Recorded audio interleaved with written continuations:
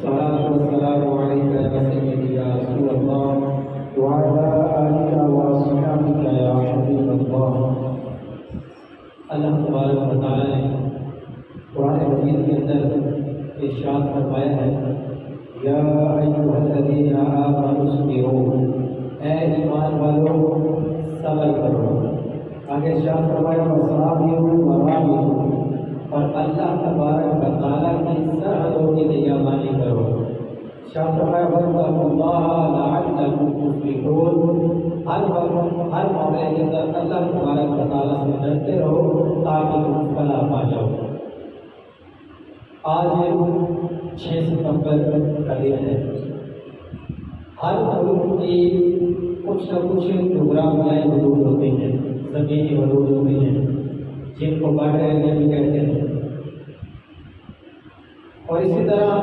ہر ملک کی کچھ نہ کچھ نظریاتی حدود بھی ہوتی ہیں۔ اگر ہم پاکستان کے لحاظ سے غور کریں تو اس کی جغرافیائی حدود تو وہ ہیں جو دیگر ملکوں کے ساتھ رکھتی ہیں، پاکستان کی بھارت وغیرہ کے ساتھ، چین افغانستان کے ساتھ سرحد رکھتی ہیں۔ یہ ہے جغرافیائی حدود۔ اور پاکستان کیونکہ دین اسلام کے نام پر بنا تھا اور اس کے بنانے والوں کا نعرہ تھا پاکستان کا مطلب کیا، لا الہ الا اللہ۔ اب یہ اسلامی نظریات کے اوپر یہ ریاست قائم ہوئی تو پاکستان کی جو نظریاتی حدود ہے وہ دین اسلام ہے۔ دین اسلام کے لحاظ سے اس کی جو ہے وہ نظریات کے لحاظ سے حدود جو ہے وہ قائم ہے۔ آج 6 ستمبر کا دن ہے۔ 1965 کے اندر اگر ہم دیکھیں تو پاکستان کے اوپر پڑوسی ملک جو بھارت ہے اس نے حملہ کیا۔ اب پاکستان کی افواج نے، یہاں کی عوام نے اللہ تبارک و تعالیٰ کی مدد کے ساتھ نبی کریم علیہ السلام کی نگاہ عنایت سے ان کا مقابلہ کیا اور جو ہے وہ اتنی بڑی فوج کو جو ہے وہ پسپا ہونے پر مجبور کر دیا، اور اس جنگ کے اندر پاکستان کو فتح نصیب ہوئی۔ فقط یہ جذبہ لوگوں کے دلوں میں تھا کہ ہم نے صرف اپنی زمینی حدود کی حفاظت نہیں کرنی، بلکہ جو دین اسلام کی محبت لوگوں کے دلوں میں تھی اس جذبے کے تحت لوگوں نے جو ہے ان کا مقابلہ کیا، اور لوگوں نے پاکستان کی افواج نے ان کا مقابلہ کر کے اتنی بڑی ان کی فوج کے باوجود جو ہے ان کو شکست سے دوچار کر دیا۔ اسی طرح کل 7 ستمبر کا دن ہے۔ 7 ستمبر 1974 کے اندر پاکستان کی قومی اسمبلی کے اندر ایک قرارداد منظور ہوئی تھی اور آئین کے اندر ترمیم کر کے اس چیز کو آئین کا حصہ بنا دیا گیا تھا کہ جو نبی کریم علیہ السلام کی ختم نبوت کا منکر ہوگا، قادیانی ہے، مرزائی ہے، اپنے آپ کو کسی بھی نام سے وہ پکارتا ہے، وہ دین اسلام سے بالکل خارج ہے، اس کا دین اسلام کے ساتھ کوئی تعلق نہیں ہے۔ یہ آج سے 50 سال پہلے 1974 کے اندر جو ہے وہ 7 ستمبر کو یہ قرارداد پاکستان کی اسمبلی میں منظور ہوئی تھی۔ تو اس 7 ستمبر کو یعنی کل اس قرارداد کو منظور ہوئے 50 سال میں مکمل ہو رہے ہیں، تو اس سال علماء کرام کی اپیل کے اوپر جو ہے اس کو گولڈن جوبلی کے طور پر جو ہے وہ منایا جا رہا ہے۔ اور ہر سال کی طرح اس سال بھی جن افراد نے، جن علماء نے، عوام نے اس قانون کو پاس کروانے میں اپنی جانوں کے نذرانے پیش کیے، اپنے مال کی قربانی دی، جس بھی لحاظ سے جو ہے وہ اپنی کوشش کی، ان کو خراج تحسین پیش کرنے کا دن ہے۔ اب اگر پاکستان کے اس زمینی حدود کی بات کریں، اللہ تبارک و تعالیٰ نے پاکستان کو جو زمینی حدود عطا کی اور ایک ہمیں آزاد مملکت عطا کی، اس کے لحاظ سے مسلمانوں نے جو اپنا جذبہ دکھایا کہ جب رات کی تاریکی میں ایک دشمن نے ملک کے اوپر حملہ کیا، اور جو ہے وہ حملہ بھی کوئی اتنا عام نہیں تھا، صرف لاہور میں 3 مقامات پر حملہ کیا اس نے، پھر سیالکوٹ کے بارے سے اور مختلف انداز سے جو ہے وہ اس کو حملہ کیا گیا، اور وہ رات کی تاریکی کے اندر، دن میں بھی نہیں کیا، لیکن دین اسلام کے جذبے کے تحت اور جہاد کا جو جذبہ اللہ تبارک و تعالیٰ نے عطا کیا تھا اس کے تحت جو ہے وہ افواج پاکستان نے ان کا مقابلہ کیا۔ اللہ تبارک و تعالیٰ نے اپنی قدرت سے جو ہے وہ ایک چھوٹی فوج کو ایک بڑی فوج کا فتح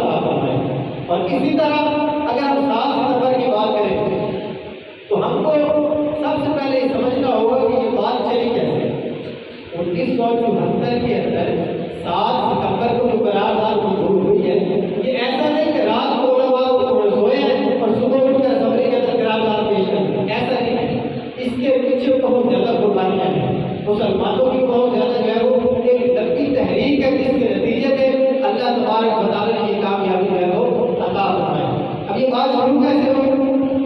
30 جون 1974 کو اشتر میڈیکل کالج کے طلبا جو ہے وہ ربوہ کے اسٹیشن کے پاس گزر رہے تھے، انہوں نے وہاں پر ختم نبوت کے نعرے لگائے۔ اب وہاں پر جو قادیانی موجود تھے انہوں نے ان طلبا پر جو ہے وہ تشدد کیا، ان کو مارا کہ تم نے جو ہے وہ ختم نبوت کے نعرہ کیوں لگایا ہے۔ اب جب یہ بات دیگر شہروں تک پھیلی، دیگر لوگوں کو پتہ چلا اور پورے ملک میں جب یہ بات پھیل گئی کہ اس طرح جو ہے وہ قادیانیوں نے طلبا کے اوپر جو ہے وہ تشدد کیا ہے، وجہ کیا ہے کہ انہوں نے ختم نبوت کے نعرے لگائے تھے۔ اس وقت پورے ملک کے اندر ایک جو ہے وہ تحریک شروع ہوئی، احتجاج شروع ہو گیا، مسلمانوں نے اپنی تشویش کا اظہار کیا کہ یہ آئین کے غدار ہمارے ایسے ہی ہیں، دین اسلام کے بھی غدار ہیں، اگر آج یہ ہمارے طلبا کو اس طرح تشدد کا نشانہ بنا رہے ہیں تو کل کو یہ ریاست کے اوپر بھی حملہ کر دیں گے۔ تو یہ پورے ملک کے اندر ایک تحریک جو ہے وہ شروع ہوئی۔ اب اس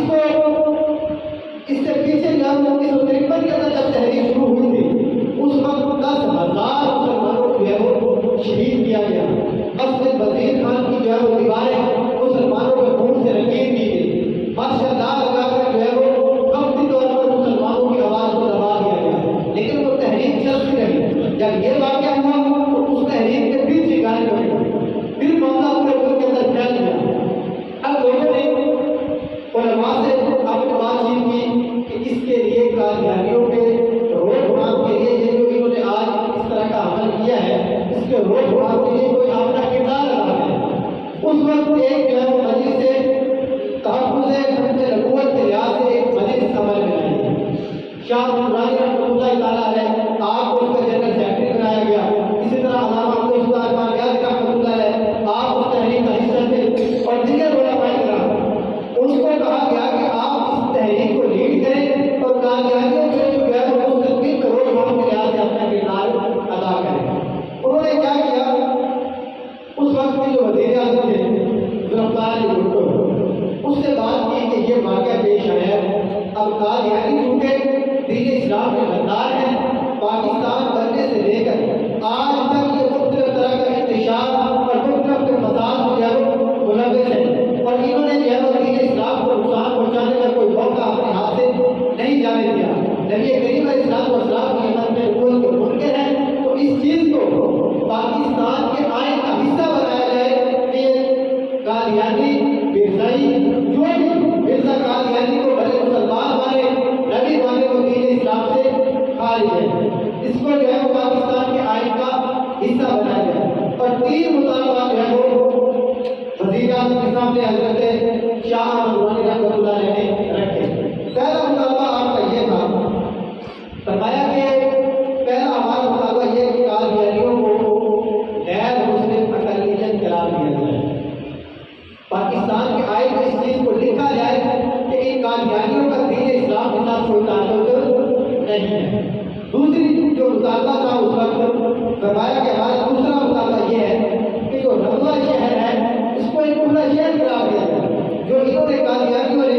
ریاست کے اندر ایک ریاست قائم کر رکھی ہے اس کو جو ہے وہ ختم کیا جائے۔ تیسرا مطالبہ ان کا یہ تھا کہ قادیانیوں کو غیر مسلم قرار دینے کے بعد ربوہ شہر کو جو ہے وہ ایک علاقہ جو انہوں نے ریاست بنا رکھا ہے اس کو ایک پورا شہر قرار دینے کے بعد تیسرا مطالبہ یہ تھا کہ جو اہم قومی عہدے ہیں پاکستان کے ان کے اوپر جو قادیانی بیٹھے ہوئے ہیں ان کو بند کرنا ہے۔ یہ 3 مطالبے جو ہے وہ اس وقت وزیر اعظم کے سامنے جو ہے وہ رکھے گئے۔ اب پہلے اس تحریک کو جو ہے وہ تشدد سے روکنے کی کوشش کی گئی، مختلف طرف سے مسلمانوں کے اوپر تشدد کیا گیا، لاٹھی چارج کیا گیا، فائرنگ بھی کی گئی، اور کوشش یہ کی گئی کہ یہ تحریک جو ہے وہ پہلے کی طرح دب جائے گی۔ لیکن اس دفعہ معاملہ جو ہے وہ بہت زیادہ بڑھ چکا تھا، اور شاہ نورانی رحمۃ اللہ جو کے پارلیمانی لیڈر بھی تھے، یہ قومی اسمبلی کے رکن بھی تھے، اس کا حصہ بھی تھے، تو آپ یہ 3 مطالبات کے ساتھ جو قرارداد قومی اسمبلی کے اندر جو ہے وہ پیش کر دیا۔ اب اسپیکر کے جو ہے وہ اس وقت جو اسپیکر تھے انہوں نے ایک کمیٹی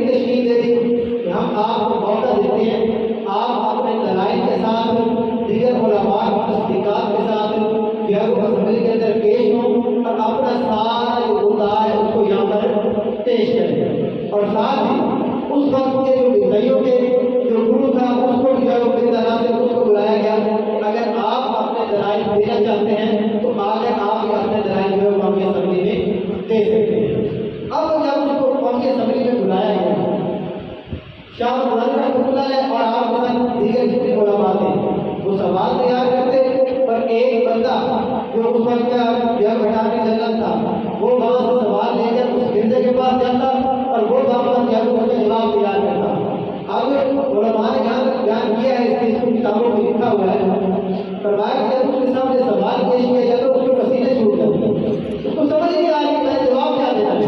ایئر کنڈیشن کمرے کے اندر اس کے پسینے چھوٹ رہے ہیں، اس کو کوئی جواب ہی نہیں بن پا رہا۔ جب اسمبلی کے اندر اس کو لایا گیا کہ آپ اپنا موقف بیان کریں تو اس نے اقرار کیا کہ ہم مرزا قادیانی کو جو اپنا نبی مانتے ہیں، جو مرزا قادیانی کو نبی نہیں مانے گا وہ ہمارے نزدیک اسلام سے خارج ہے۔ یہ اس نے اپنا موقف بیان کیا۔ اس وقت پوری اسمبلی کو یہ یقین ہو گیا کہ یہ صرف علماء بتاتے نہیں کہ قادیانی حقیقی طور پر دین اسلام کے نظار ہیں اور پاکستان کے بھی جو نظار ہیں، اپنے قوت کو بھر کے ہی جو نظار ہے کا اسلام سے کوئی تعلق نہیں ہے۔ اب اسپیکر نے جو ہے وہ قرارداد اسمبلی کے اندر پڑھ کر سنائی کہ قادیانی آج کے بعد پاکستان کے آئین کے مطابق غیر مسلم اقلیت ہے، اس کا دین اسلام کے ساتھ کوئی تعلق نہیں ہے، اور جو اپنے آپ کو عیسائی کہے گا، قادیانی کہے گا، یا مرزا قادیانی کو اپنا نبی مانے گا، اپنا پیشوا اور رہبر مانے گا، وہ دین اسلام سے خارج ہے، دین اسلام کے ساتھ اس کا کوئی تعلق نہیں ہے۔ اب اس قرارداد کے حق میں 130 ووٹ پڑے، لیکن اس کی مخالفت میں ایک بھی ووٹ نہیں آیا، اور متفقہ طور پر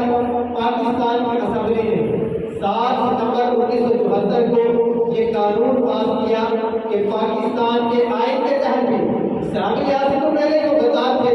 اور غیر مسلم تھے، انہوں نے یہ آئین پاس کر دیا اور آئین کے اندر ترمیم کی گئی کہ قادیانی غیر مسلم اقلیت ہے، دین اسلام کے ساتھ ان کا کوئی تعلق نہیں ہے۔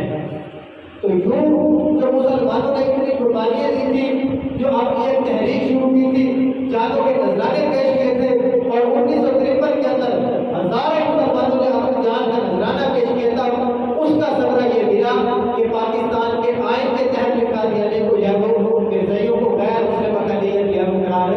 دے دیا گیا۔ اب آگے کیا ہوا؟ جب ان کو غیر مسلم اقلیت قرار دیا تو اس کے بعد جو ہے وہ شاہ مولانا رحمۃ اللہ علیہ جب آپ نے یہ قرارداد پیش کرنی تھی نا، آپ کو کسی نے کہا کہ فلاں صاحب نے آپ کو اپنے گھر کھانے کی دعوت دی۔ اب آپ غور کیجیے گا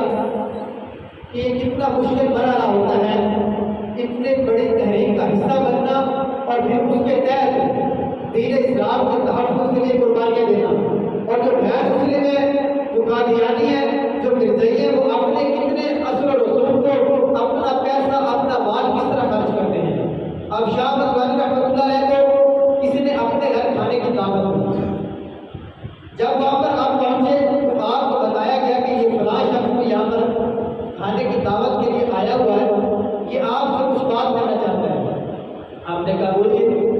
تو کہتے ہیں کہ آپ نے اپنی قرارداد کے اندر جو قادیانی اور مرزائی کے الفاظ استعمال کیے نا، آپ کے الفاظ کو اس قرارداد سے نکال دیں، آپ فقط وہاں پر منکرین ختم نبوت لکھ دیں، اور ساتھ ہی اس نے بریف کیس کی طرف اشارہ کیا کہ اس میں 1 کروڑ روپے کی رقم موجود ہے، یہ آپ کو دینے کے لیے تیار ہے۔ اب آپ غور کریں، یہ دین دشمن جتنی بھی قوتیں ہوتی ہیں نا، شروع سے ہی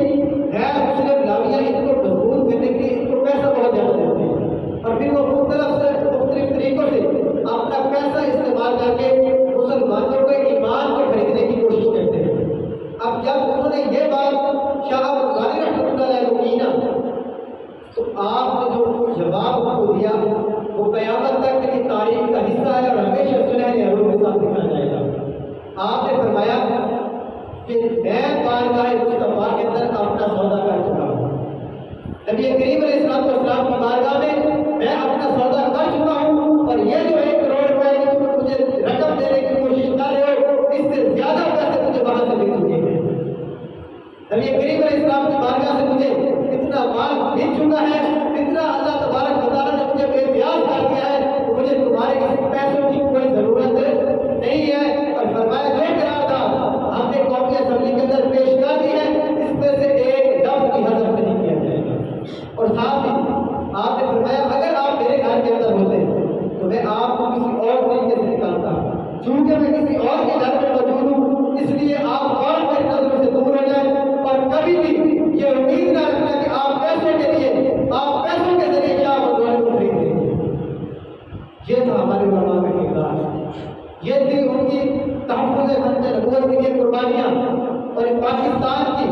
نظریاتی حدود کا کیسے انہوں نے پہرا دیا اور کیسے اس کی حفاظت کی، یہ ان کی قربانیاں تھی۔ یہ 7 ستمبر کا دن ہر سال جو ہم مناتے ہیں، در حقیقت انہیں خراج تحسین پیش کرنے کا دن ہے کہ تم نے دین اسلام کی خاطر اپنی اتنی قربانیاں دی، اپنے وقت کی، اپنے مال کی، اپنے علم کی، اپنی جانوں کو بھی پیش کر دیا۔ تو آج کے دن ہم آپ کو خراج تحسین پیش کرتے ہیں اور اللہ تبارک و تعالیٰ کی بارگاہ میں یہ دعا کرتے ہیں کہ اللہ پاک قیامت تک آپ کی قبر پر کروڑوں رحمتوں کا نزول فرمائے۔ آپ نے جو قربانیاں دی ہیں، اللہ پاک اس کے بدلے میں آپ کو دنیا کے اندر جو اتنی عزت ملی ہی ہے، اللہ تبارک و تعالیٰ قیامت والے دن بھی نبی کریم علیہ السلام کی شفاعت سے آپ کو بہرا فرمائے اور ہمیشہ آپ کے صدقے سے اللہ تبارک و تعالیٰ ہمیں بھی، ہم گنہگاروں کو بھی ختم نبوت کے لیے ہمیشہ اپنا کردار ادا کرتے رہنے کی توفیق عطا فرمائے۔ دراصل یہ ختم نبوت کا جو 7 ستمبر کا دن ہے، یہ ان کو خراج تحسین پیش کرنے کا دن ہے۔ شاہ بخاری رحمۃ اللہ علیہ، علامہ مظفر خان نیازی رحمۃ اللہ علیہ اور ان کے ساتھ جتنے علماء نے اس کام کے لیے اپنی قربانیاں دی، ان کو ہم خراج تحسین پیش کرتے ہیں کہ اللہ تبارک و تعالیٰ نے اپنے دین کا اتنا بڑا کام ان سے دیا تھا۔ اور آپ غور کریں، علماء نے اپنی کتابوں میں یہ لکھا ہے کہ جب ذوالفقار بھٹو کے سامنے یہ مطالبات علماء نے رکھے نا کہ ہمارے یہ 3 مطالبے ان پر عمل کیے جائیں، تو اس نے کہا کہ یار یہ مفتیوں کا کام ہے، آپ ممبر و محراب سے بات بیان کریں کہ غیر مسلم میں قادیانی دین اسلام سے خارج ہے، بات ختم ہو جائے گی۔ اس وقت شاہ بخاری رحمۃ اللہ علیہ نے جو جواب دیا وہ بھی تاریخ کا حصہ ہے۔ آپ نے فرمایا، بھٹو صاحب آپ مجھے یہ بتائیں، اگر آج آپ صدر پاکستان ہیں، آپ کی کرسی کے سامنے کوئی بندہ آپ نے دوسری کرسی لگا کر بیٹھ جائے اور کہے کہ پاکستان کی جو ریاست ہے اس کا مختار میں ہوں، اس کے سارے اختیار میرے پاس ہیں، تو کیا آپ اس کو مان لیں گے؟ بالکل ایسا نہیں مانا جائے گا۔ انہوں نے کہا اگر وہ اپنا کوئی جتھا لے کر آ جاتا ہے تو کہتے ہیں کہ آپ کرسی سے ہٹ جائیں، میں بھی یہاں پر کرسی لگا کر بیٹھ جائیں، آپ بیٹھتے دیں گے؟ لیکن بالکل ایسا نہیں ہوگا۔ تو آپ نے فرمایا کہ یہ دنیاوی منصب ہے، یہ دنیاوی وعدہ ہے، چند دن کے بعد یہ ختم ہو جاتا ہے، تو آپ یہ کسی اور کو دینے کے لیے تیار نہیں۔ تو ہم جنہوں نے نبی کریم علیہ السلام کا کلمہ پڑھا ہے اور جن کی خاطر اللہ تبارک و تعالیٰ نے اس کائنات کو بنایا، اگر ان کی ختم نبوت کو، ان کی نبوت کے مقابلے میں کوئی اپنی جانی کرسی بنا کر بیٹھ جائے اور کہے مجھے نبی مانا جائے، تو ہم کیسے مانیں؟ اگر وہ کہیں کہ مجھے نبی مانو اور اس کے ماننے والے اس کے جو سارے مرزائی ہیں وہ کہیں کہ مرزا قادیانی کو جو نبی مانو، تو ہم اس بات کو کیسے تسلیم کرتے ہیں؟